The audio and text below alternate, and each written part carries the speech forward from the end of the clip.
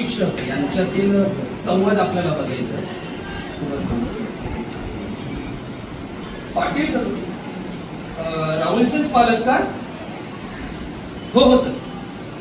मला काही समजत नाही सर, एवढ्या वर्षांमध्ये मला कधी शाळेमध्ये यायची आवश्यकता लागली नाही.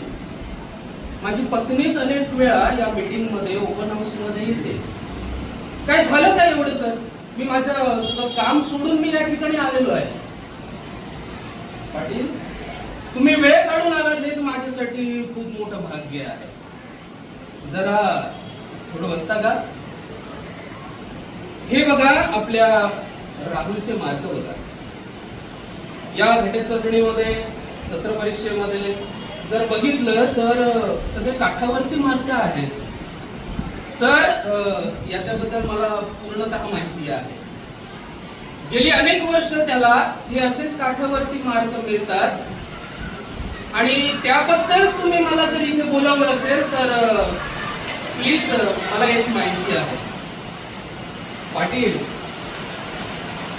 गुणांकडे बघणारे तुम्ही असे पालक आहात आणि मला देखील त्याची खात्री आहे. मी पूर्ण माहिती घेतली. मी या शाळेमध्ये या वर्षीच रुजू झालेलो आहे. परंतु या राहुल बद्दल जर त्याचा इतिहास असेल, प्राथमिक शिक्षण असेल, याची माहिती घेतल्यानंतर मला कळलं की हा आपला राहुल काही वेगळाच आहे.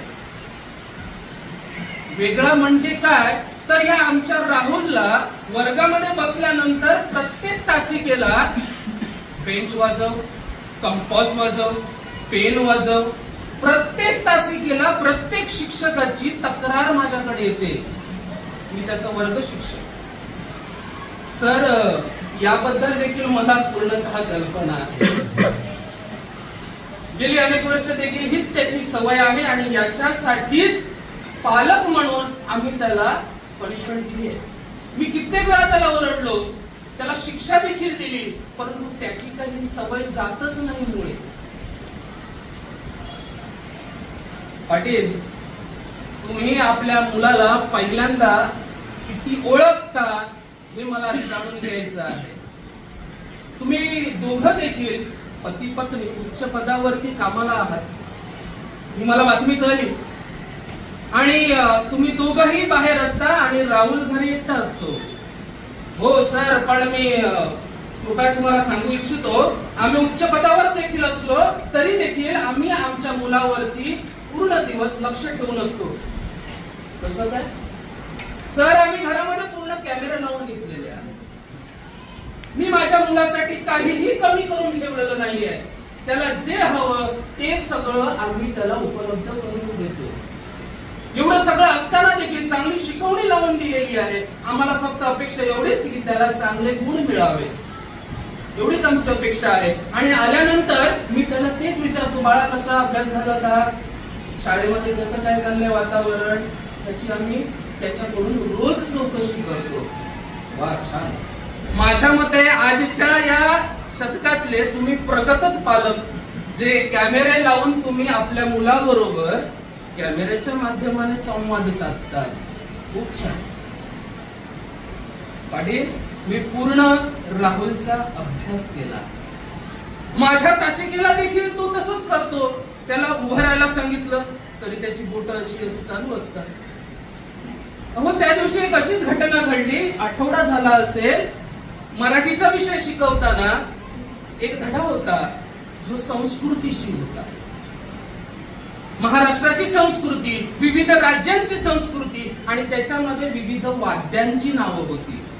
मी मुलांना माहिती देत होतो, तबला कसं वाजवायचं असतं काय. म्हणजेच मी काय करत होतो तर पुस्तकी माहिती मुलांना देत होतो आणि त्याच वेळेला हा आमचा राहुल उभा राहिला आणि बोलायला लागला, सर याच्याबद्दल असं असं आहे, हे ताल आहेत, हे सूर आहेत. मी शॉक झालो. मी बघत राहिलो, अख्खा वर्ग या राहुलकडे बघत राहिला, कारण हा राहुल एवढी वर्ष कोणत्याही शिक्षकाला कधी उत्तर दिलेलं नाही. त्याला प्रश्न विचारला, उत्तर दिलं नाही. दर वेळेला चुपचाप शिक्षा सहन करणं हाच त्याचा धर्म. आणि आज अचानक तो राहुल बोलायला लागला. धड धड धड धड करून बोलतोय. मी बघत राहिलो. अहो मी मान्य करतो, आज शिक्षक असून मी त्या विषयामध्ये कमी पडलो. एवढी माहिती तो राहुल देत होता, तो भरभरून बोलत होता. आणि त्याच क्षणाला मी ओळखलं, हा तुमचा जो राहुल आहे हा वाद्यांचा भुकेलेला आहे. त्याची जी ही बोटं आहे ही वाद्यांची भुकेलेली आहे. त्याला वादन पाहिजे. त्याच्या आतमध्ये ही कला आहे, ती कला आपल्याला बाहेर काढायची होती. सर थांबा, ही गोष्ट काही त्याचं पोट भरणार आहे का? अहो यासाठी मी त्याला मारलंय देखील. अहो या आजच्या युगामध्ये किती मार्कांची गरज आहे आणि तुम्ही म्हणताय वाद्य.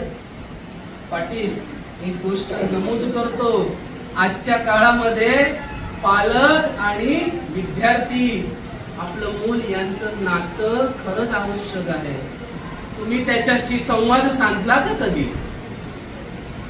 पाटील, आणि त्या क्षणाला मी विचार केला की या मुलाला काहीतरी वेगळं दाखवण्याची गरज आहे. मी माझ्या मुख्याध्यापकांना आणि बँडच्या सरांना मी विनंती केली की कृपया करून आपल्या या राहुलला तुमच्या बँडच्या पथकामध्ये सामील करा.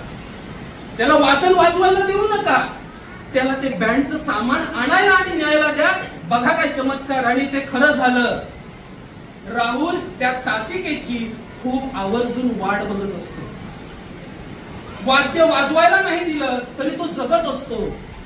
आणि खरोखरच सांगतो, हा राहुल आज रोज शाळा सुटल्यानंतर माझ्या जवळ येतो आणि फक्त एकच विषय असतो, सर वादन, वादन आणि वादन.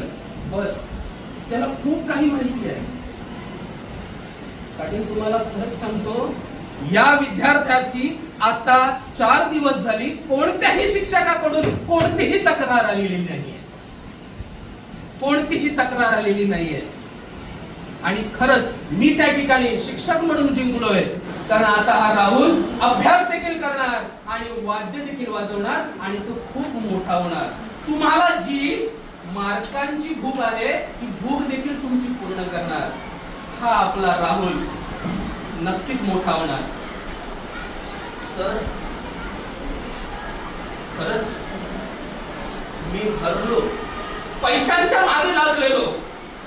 पैसा पैसा सगळं काही आहे माझ्याकडे, मी श्रीमंत आहे असं समजत होतो.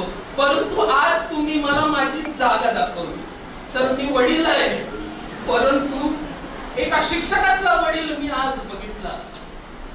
सर खरंच धन्यवाद. माझे तुम्ही डोळे उघडले.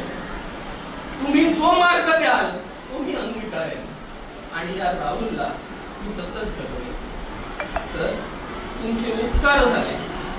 जर असे शिक्षक जर समाजामध्ये अजून असतील तर या तळागाळामध्ये विद्यार्थ्यांमध्ये असे खूप विद्यार्थी आहेत जे अभ्यास करत नाहीत, पण त्यांच्या अंगामध्ये कोणती तरी एक कला दडलेली आहे.